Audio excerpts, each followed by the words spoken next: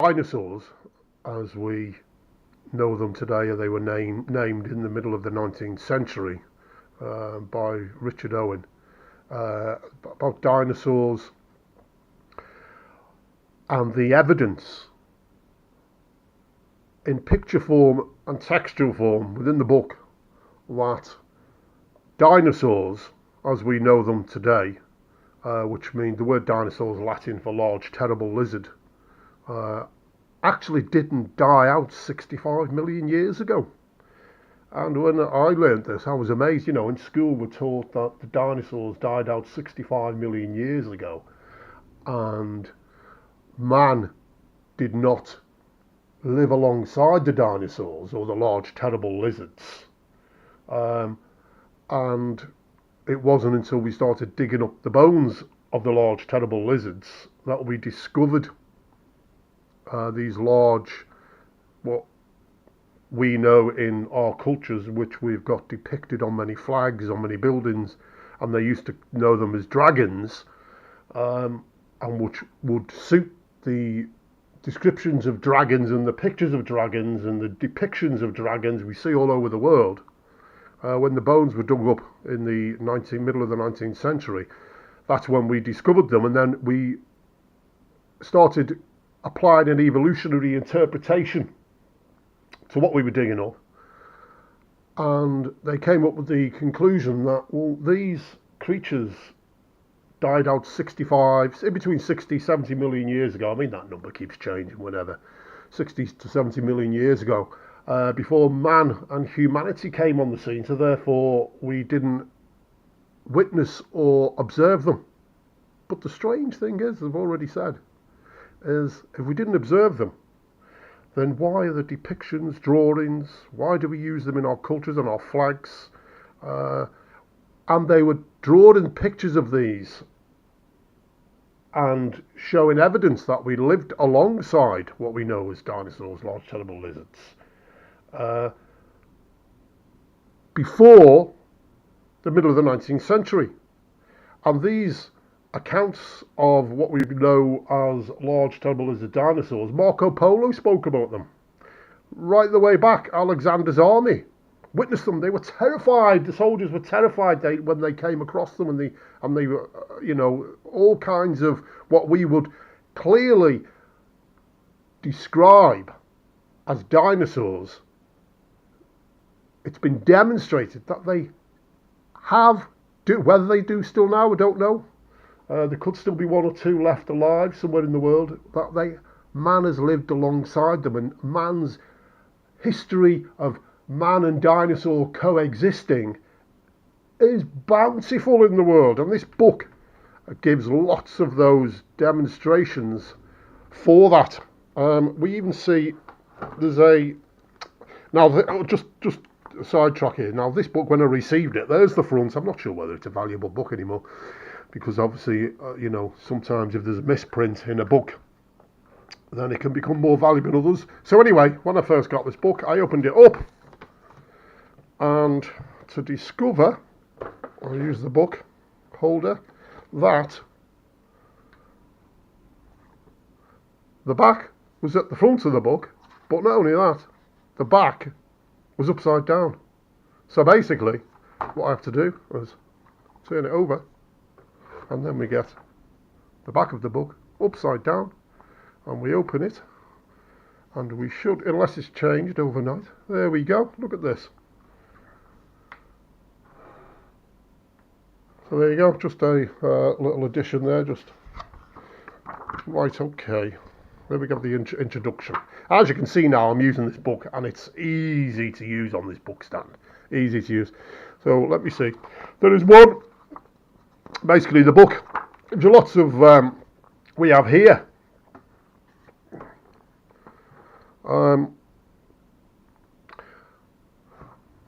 dinosaur T-Rex flesh being taken, blood cells, oxidized, whatever, taken from the fossil of a large terrible lizard dinosaur.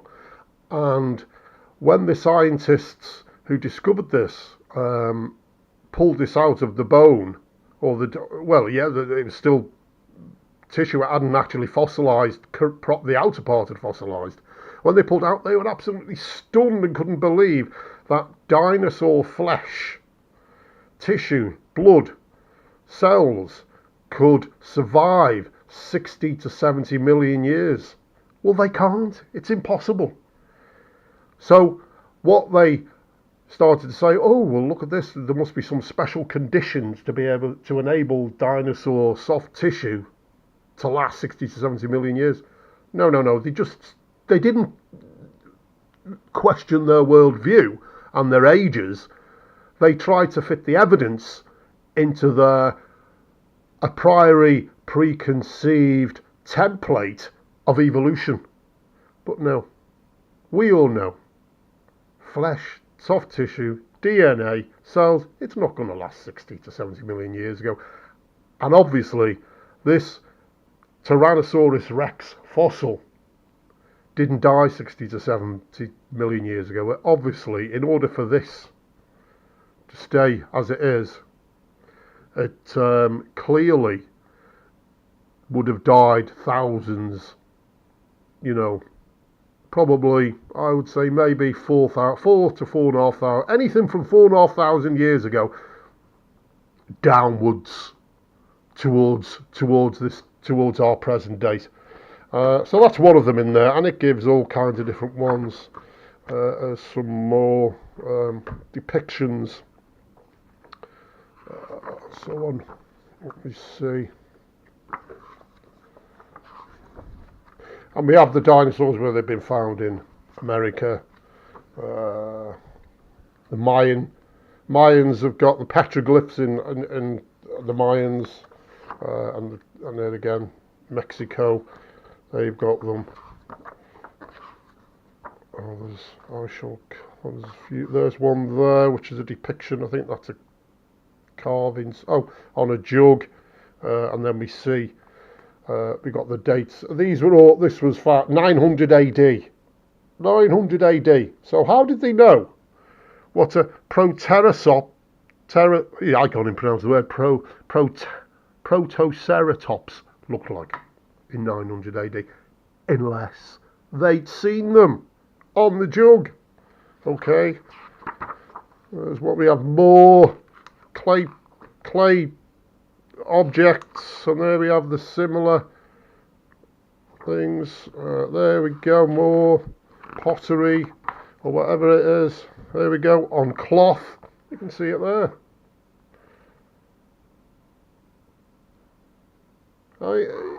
What date was this? Let's see.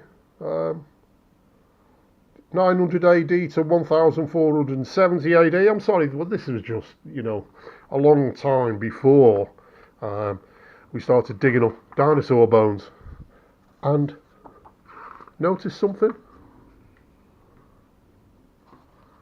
They were actually depicted complete with the flesh on, even to the basic colours. I mean, so they didn't just dig up bones, as some have claimed, and then put them together. They got them precisely right, and there's just no way they would have. Here's one, UK. Now, they have them on cathedrals. Let's see which one this is now. We have here London, River Thames. Many of the cathedrals, exquisite depictions. 15th century dragons in conjunction with a human figure. Dragons in medieval cathedrals. Depiction of dinosaurs. This one's Carlisle Cathedral. Now this is where, hopefully, soon we'll come across Bishop Bells. So there they are there. You see them? They're 15th century. Come on.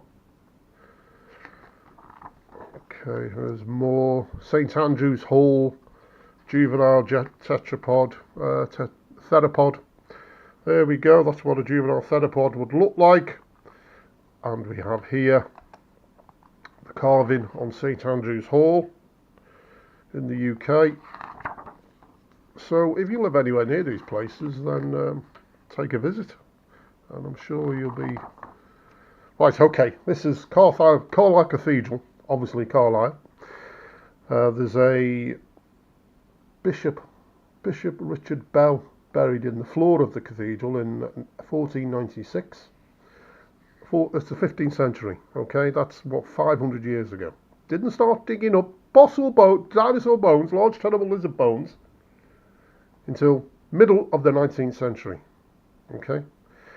Now he's laid in the ground.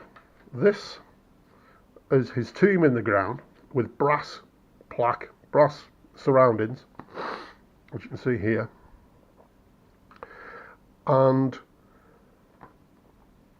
basically what they would do is put depictions around the tomb in the brass carvings of animals and things that they would have witnessed at the time of through their life. And we see fish, we see some kind of bird here, we see, is that a dog? We see a bat. Okay, there's the plot, and here we see clearly what looks like, what is the neck coming all the way down? A dinosaur. What is it? They actually, let's see, figure 73 shows a digital reconstruction once those dots are connected and right. Okay, let's see. So, and again here we see it up there, and look at the tail of this creature, sharp points. So these are clearly dinosaurs of some sort locked in battle. Look at their heads, you can see it. And again here, creatures. And what kind of creature had these on their tail? A Shunnosaurus tail reconstruction. So this would have been the one on, probably the one on the left. I see. It looks to me like this one on the right is something else. But it says here Shunnosaurus. And we come over here, larger, and the one on the right, Volcanodon reconstruction. So placed in the brass carvings of a tomb in Carlisle Cathedral 500 years ago. How did they know about dinosaurs? Unless, of course, they saw them and witnessed them, and they were just normal, everyday, obviously scary, and they would have been killed off because they became pests. Like as when we start encroaching upon more land to use, we come into contact with wild animals. And Wales, in Wales you got the Welsh flag. I mean, look at the Welsh flag here. Dragon, large terrible lizard. Look, remember, not penned until 1850s, middle of the 19th century. St David's Cathedral. Here we go. You know, like we got them in Netherlands. We've got them in. Look at them. There's one killing. Look at the depiction. 1440 AD. France, the same. Canada. I mean, there is not just one or two. They are all over the world, and this is only touching the surface. Look at this one. Look at that. It's astounding. I get excited when I look at this because, you know, you can see clearly 1600 AD. Okay. Now this, not starting to get dug up until the middle of the 19th century. I keep repeating that just to get it in there. A Nothosaurus reconstruction. I'm sorry, but if people can't see the similarities there, then there's a problem. It's called willful denial. Okay, let's see what we've got here. St. Michael and the Dragon. Where's this? Italy. We've got them in Italy. Oh, look at this. I mean, this is amazing. 14th century. You can see here.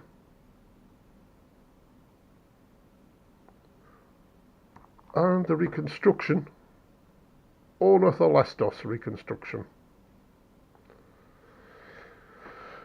Yeah, and there's more. There's Mali, um, Mali again, Ethiopia depictions,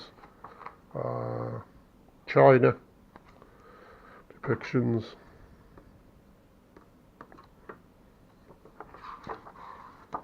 and there's lots more in this book. I might do a more in-depth review on this book. So, if you're interested in buying this book, you can get this online. I'm sure if you put it and stick it into Google, Untold or Amazon, Untold Secrets of Planet Earth, Dire Dragons by Vance Nelson. So now we have looked at depictions and historical records around the world concerning man living with dinosaurs and dinosaurs living with man, which oppose the evolutionary worldview, which states dinosaurs and man did not live alongside one another, and dinosaurs lived out in between 60 and 70 million years ago. Now, do we have within the Bible any what we could easily interpret as a historical record or records of or descriptions whereby we could say, well, yeah, we could say, yeah, that seems to be describing what we would today call a dinosaur, or a large terrible lizard, or as they are described throughout the Bible, because the word large terrible lizards, which is the dinosaurs, the Latin describing large terrible lizards, was not penned or used until the middle of the 19th century. So before the middle of the 19th century, the Bible was written between with Moses at the start. He would have written down the accounts from those who lived before him. So we could say round about between 1600 BC to approximately 400 BC, the Old Testament, and the New Testament between, let's just say, AD 35 maybe up to AD 96. Okay, you could argue a little bit here and there for all of those dates, but I'm not here to give a textual dating criticism or at the moment. So we'll just go with the fact that if we didn't start using the word dinosaur until the middle of the 19th century, just because the word dinosaur is not in the Bible does not mean that dinosaurs are not described in the Bible. They would have used different words for them. So here we have in the book of Job, chapter 40, God speaking to Job about the greatness of God's works, and Job needing to look at God and realize that God is majestically higher in all things than man's thoughts and man's ways. God is describing to Job a creature that Job would have understood, because he would have experienced, he would have lived alongside this creature. And this creature is described as Behemoth. And we read Job chapter 40 verses 15 to 24. Behold, Behemoth, which I made as I made you. He eats grass like an ox. Behold, his strength is in his loins, and his power in the muscles of his belly. He makes his tail swift like a cedar. The sinews of his thighs are knit together.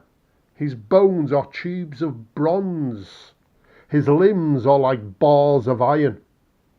He is the first of the works of God. Let him who made him bring near his word. Sword. For the mountains yield food for him where all the wild beasts play. Under the lotus plants he lies. in the shelter of the reeds and in the marsh. For his shade the lotus trees cover him, the willows of the brook surround him. Behold, if the river is turbulent, he is not frightened. He is confident, though Jordan rushes against his mouth. Can one take him by his eyes or peer his nose with a snare? Okay, let's look at Behemoth. Some have said, oh, it could be an elephant. I'm sorry, have you seen the size of an elephant's tail? Clearly, this is describing this creature as having the tail of a cedar. He makes his tail stiff like a cedar. Verse 17. Okay, his bones are like bronze. No, the sword can't be used against him. You know, some have said a hippopotamus. You know, same again. Tail is tiny. Compare a hippopotamus tail with this, and this is being described as a huge creature and the power of it. You know, the Jordan has no hold upon it. Whatever it is, for me, this easily can be interpreted and is being descriptive of a huge, what we would describe today, dinosaur, large terrible lizard, described back then as dragon. You know, is it sauropod or that kind of huge creature? And here we have another one, Job chapter 41. Can you draw out Leviathan with a fish hook, or press down his tongue with a cord? Can you put a rope in his nose, or pierce his jaw with a hook? Will he make many pleas to you? Will he speak to you soft words? Will he make a covenant with you to take him for your servant forever? Will you play with him as with a bird, or will you put him on a leash for your girls? Will traders bargain over him? Will they divide him up among the merchants? Can you fill his skin with harpoons, or his head with fishing spears? Lay your hands on him, remember the battle, you will not do it again. Behold, the hope of a man is false. He is laid low even at the sight of him. No one is so fierce that he dares to stir him up. Who then is he who can stand before him? Who has first given to me that I should repay him? Whoever is under the whole heaven is mine. I will not keep silence concerning his limbs, or his mighty strength, or his godly frame. Who can strip off his outer garment? Who would come near him with a bridle? Who can open the doors of his face? Around his teeth is terror. His back is made of rows of shields, shut up closely as with a seal. One is so near to another that no air can come between them. They are joined one to another. They clasp each other and cannot be separated. His sneezings flash forth light, and his eyes are like the eyelids of the dawn. Out of his mouth go flaming torches, sparks of fire leap forth. Out of his nostrils come forth smoke, as from a boiling pot and burning rushes. His breath kindles coals, and a flame comes forth from his mouth, and his neck abides strength, and terror dances before him. The folds of his flesh stick together, firmly cast on him, and immovable. His heart is hard as a stone, hard as the lower millstone. When he raises himself up, the mighty are afraid. At the crashing they are beside themselves. Though the sword reaches him, it does not avail, nor the spear, nor the dart, or the javelin. He counts iron as straw, and bronze as rotten wood. The arrow cannot make him flee, for him sling stones are turned to stubble. Clubs are counted as stubble. He laughs at the rattle of javelins. His underparts are like sharp potsherds. He spreads himself like a threshing sledge on the mire. He makes the deep boil like a pot. He makes the sea like a pot of ointment. Behind him he leaves a shining wake. One would think the deep to be white-haired. On earth there is not his like, a creature without fear. He sees everything that is high. He is king over all the sons of pride. So tell me, no javelin, no spear can tame him, no sword. He has shields over his back. His underbelly is closely guarded with armour. He breathes fire, smoke out of his nostrils and his mouth. To me, if what we are beginning to understand around the world, we're seeing evidence and depictions that dinosaurs did live with man up to our recent past, never mind our distant past, then we clearly have within the Bible a description of what we would call, or anybody would say, yep, they both sound like dinosaurs, large terrible lizards, or described as dragons before that word in the middle of the 19th century came about. It seems to me that we do have evidence, and in the Bible, of dinosaurs living alongside man.